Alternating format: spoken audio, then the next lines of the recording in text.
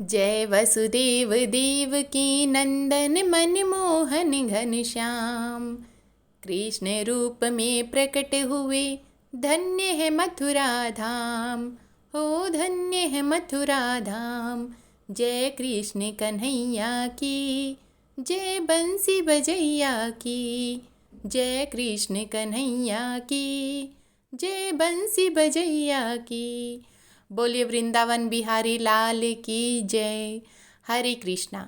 ओम नमः शिवाय। आप सभी भक्तगणों को श्री कृष्ण जन्माष्टमी की हार्दिक शुभकामनाएं।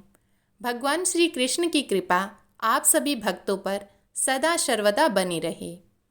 प्रिय भक्तगणों, आज भादो माह कृष्ण पक्ष की अष्टमी तिथि है तथा आज श्री कृष्ण जन्माष्टमी का महाव्रत है। और इस बार के जन्माष्टमी सबसे खास है क्योंकि पद्म पुराण में कहा गया है कि जो जन्माष्टमी रोहिणी युक्त सोमवार के दिन या बुधवार के दिन आए, उस जन्माष्टमी में जब कोई व्रत करता है एवं श्री कृष्ण जन्म कथा को सुनता है, वह जन्म और मृत्यु के बंधन से मुक्त हो जाता है। यह बात ब्रह्मव्रत पुराण और अग्नि पुराण एवं सकन पुराण में भी कही गई है। जो व्यक्ति जन्माष्टमी का व्रत करता है, उसके 100 जन्मों के पाप नष्ट हो जाते हैं और अंत में उनको बैकुंठ धाम की प्राप्ति होती है। वहीं भविष्य उत्तर पुराण में श्री कृष्ण कहते हैं कि जो भी भक्तगण जन्माष्टमी का व्रत करता है, उसे 20,000 करोड़ एकादशी व्रत करने का पुण्य फल प्राप्त होता है।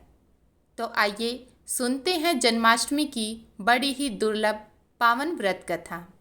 क्योंकि जो मनुष्य जन्माष्टमी का व्रत और कथा का तिरस्कार करता है, वो अगले जन्म में सर्प, व्याघ्र अथवा क्रूर राक्षस होकर कष्ट भोगता है। ऐसा स्कंद पुराण में कहा गया है। तो इसलिए कथा को पूरा सुने। यह बात द्वापर युग की है, जब धरती पर अधर्म का बोझ बढ़ता जा रहा था। राक्षसों ने धरती पर हाहाकार मचा रखा था।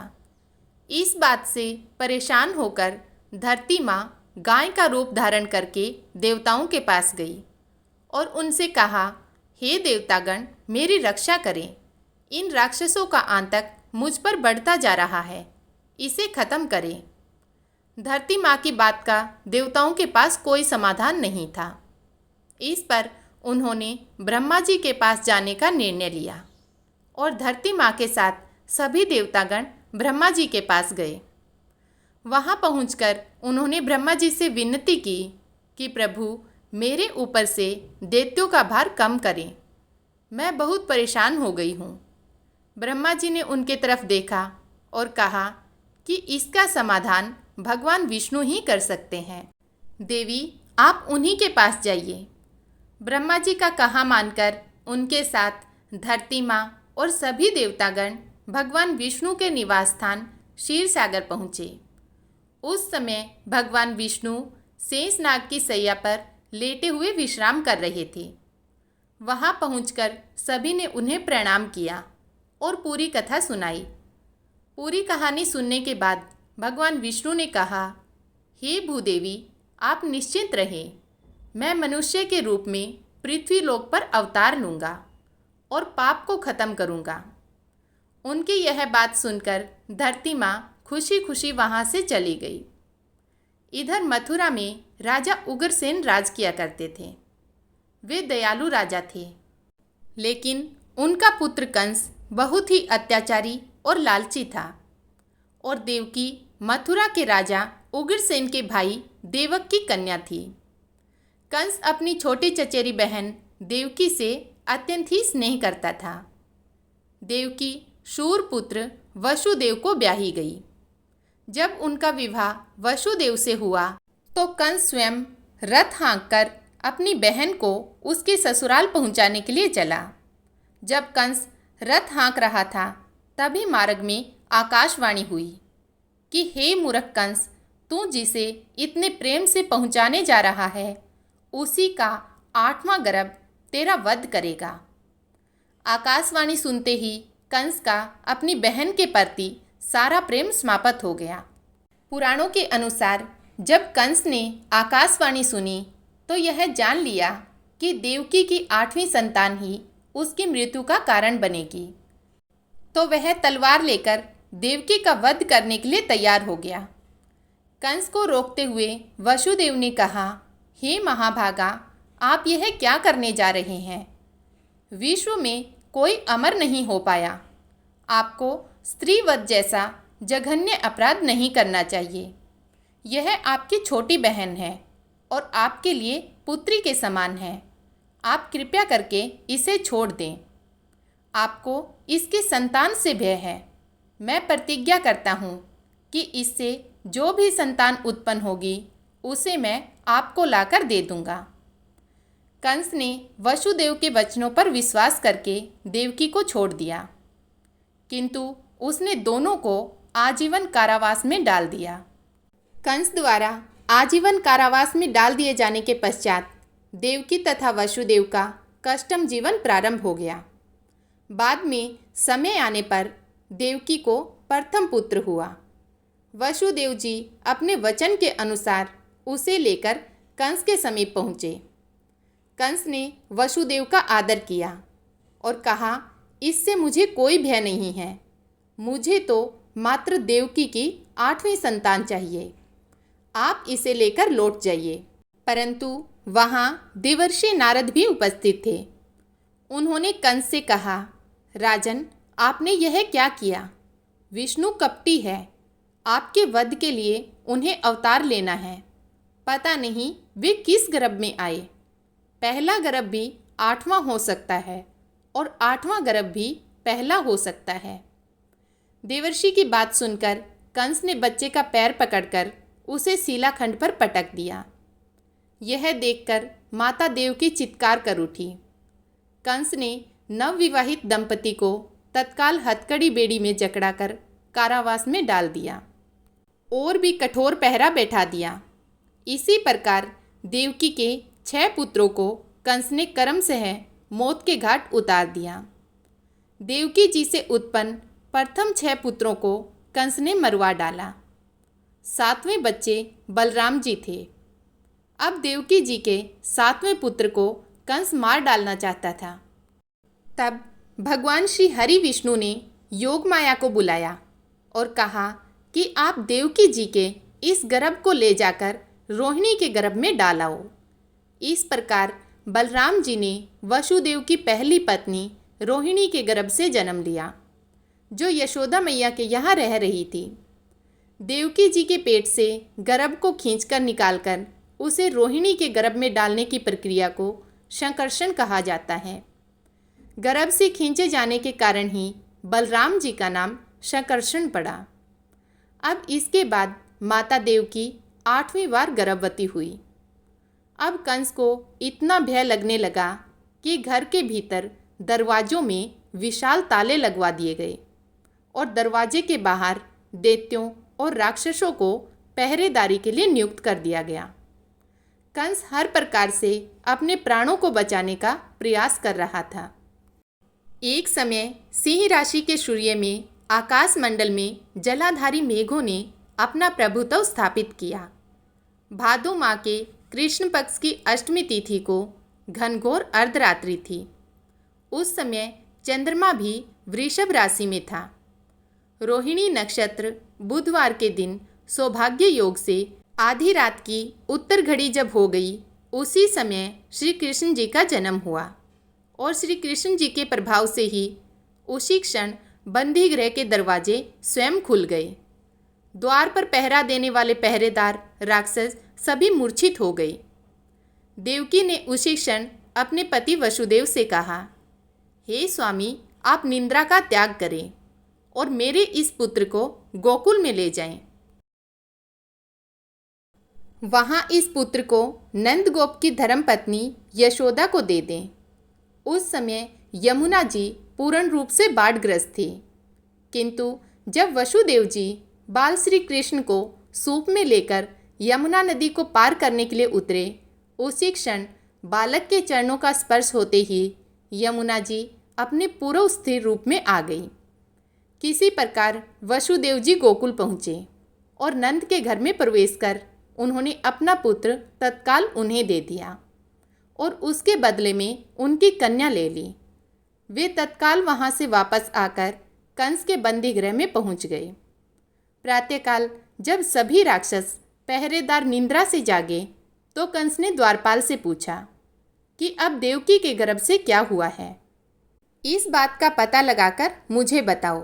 द्वारपालों ने महाराज की आज्ञा मानते हुए कारागार में जाकर देखा तो वहाँ देवकी गोद में एक कन्या लेकर बैठी थी, जिसे देखकर द्वारपालों ने कंस को सूचित किया, किंतु कंस को तो उस कन्या से भय होने लगा। अतः वह स्वयं कारागार में गया और उसने देवकी की गोद से कन्या को झपट लिया और उसे एक पत्थर की चट्टान पर जैसे ही पटकने वाला था, वैसे ही कन्या विष्णु की माया से आकाश की ओर चली गई और अंतरिक्ष में जाकर विद्युत के रूप में परिवर्तित हो गई। उसने आकाशवाणी कर कंस से कहा कि हे दुष्ट, तुझे मारने वाला गोकुल में नंद के घर उत्पन्न हो चुका है और उसी से तेरी मृत्यु सुनिश्चित है। मेरा नाम तो वैष्णवी है। मैं संसार के कर्ता भगवान विष्णु की माया से उत्पन्न हुई हूँ। इतना कहकर वह स्वर्ग की ओर चली गई। उस आकाशवाणी को सुनकर कंस क्रोधित हो उठा। उसने नंद के घर पूतना राक्षसी को श्री कृष्ण का वध करने के लिए भेजा, किंतु वह राक्षसी जब श्री कृष्ण को स्तनपान कराने लगी तो कृष्ण ने उसके स्तन से उसके प्राणों को खींच लिया और वह राक्षसी कृष्ण कृष्ण कहते हुए मृत्यु को प्राप्त हो गई।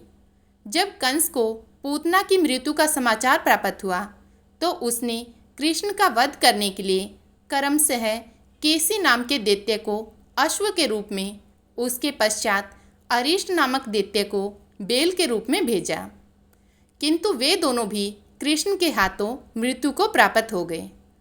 उसके पश्चात कंस ने बाल्या नामक दैत्य को कौवे के रूप में भेजा, किंतु वह भी कृष्ण के हाथों मारा गया। अपने बलवान राक्षसों की मृत्यु के आघात से कंस अत्यंत भयभीत हो गया। उसने द्वारपालों को आज्ञा दी कि नंद को तत्काल मेरे समक्ष उपस्थित करो।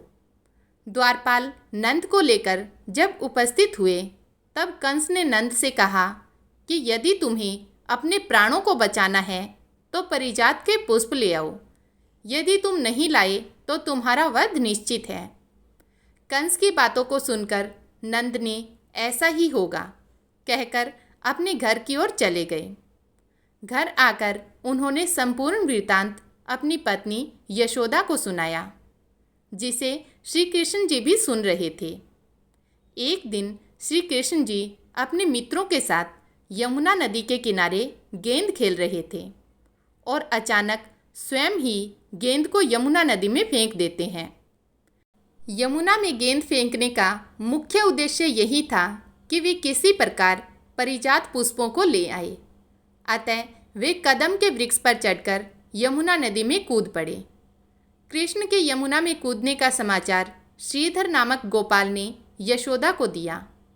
यह सुनकर यशोदा मैया भागती हुई यमुना नदी के किनारे पहुंची और उसने यमुना नदी से प्रार्थना करते हुए कहा, हे यमुना नदी, यदि मैं बालक को देखूंगी तो भाद्रपद माह की रोहिणी युक्त अष्टमी का व्रत अवश्य करूंगी, क्योंकि दयादान सज्जन प्राणी, ब्राह्मण कुल में जन्म, रोहिणी युक्त अष्टमी, गंगाजल, एकादशी, गया श्राद्ध और रोहिणी व्रत ये सभी दुर्लभ है। हजारों अश्वमेघ यज्ञ, सहस्त्र राजसूय यज्ञ, दान तीर्थ और व्रत करने से जो फल प्राप्त होता है वह सब कृष्णाष्टमी के व्रत को करने से प्राप्त हो जाता है। नागपत्नी अत्यंत ही क्रोधित हो उठी और अपने सोए हुए पति को उठाते हुए उसने कहा, हे स्वामी, आपके घर एक शत्रु आया है, अतः आप इसका हनन कीजिए। अपने स्वामिनी की बात सुनकर कालिया नाग निद्रा अवस्था से जाग पड़ा और बालकृष्ण से युद्ध करने लगा। इस युद्ध में उन्होंने गरुड़ को भी बुलाया और गरुड़ पर चढ़कर कालिया नाग युद्ध लड़ने लगा। श्री कृष्ण ने कालिया नाग को युद्ध में पराजित कर दिया। तब कालिया नाग ने भली भांति जान लिया कि मैं जिनसे युद्ध कर रहा हूँ वे भगवान विष्णु के अवतार श्री कृष्ण हैं। अतः उन्होंने कृष्ण के चरणों में साष्टांग प्रणाम किया और परिजात से उत्पन्न बहुत से पुष्पों को मुकुट में रखकर श्री कृष्ण को भेंट किया। जाते वक्त श्री कृष्ण ने कहा, हे कालिया नाग, तुम इस जलाशय को छोड़कर कहीं अन्यत्र चले जाओ। इस प्रकार भगवान श्री कृष्ण ने अनेकों असुरों का वध किया और गोकुल वासियों को असुरों से मुक्त कराया। यह समाचार सुनकर कंस ने भगवान श्री कृष्ण को मथुरा बुलाया और उसे मल्ल युद्ध करने के लिए प्रेरित किया। तब भगवान श्री कृष्ण ने कहा, हे दुष्ट अधर्मी दुराचारी, अब मैं इस महायुद्ध स्थल पर तुझसे युद्ध कर तेरा वध कर संसार को तुझसे मुक्त कराऊंगा। यह कहते हुए श्री कृष्ण ने उनके केसों को पकड़ लिया और कंस को घुमाकर पृथ्वी पर पटक दिया, जिससे वे मृत्यु को प्राप्त हुए। कंस के मरने पर देवताओं ने शंखनाद किया और पुष्पों की वर्षा की। वहां उपस्थित समुदाय श्री कृष्ण की जय जयकार कर रहा था। कंस की मृत्यु पर नंददेव, वसुदेव, यशोदा और इस संसार के सभी प्राणियों ने हर्ष पर्व मनाया। हे कृष्ण भगवान, हे विष्णु जी, आप अपने सभी भक्तगणों पर सदा सर्वदा अपनी कृपा दृष्टि बरसाते रहिए। उन्हें सुख समृद्धि वैभव सब कुछ प्रदान करना, उन्हें भक्ति मुक्ति का मार्ग दिखाना। जय श्री कृष्ण। हरे कृष्ण।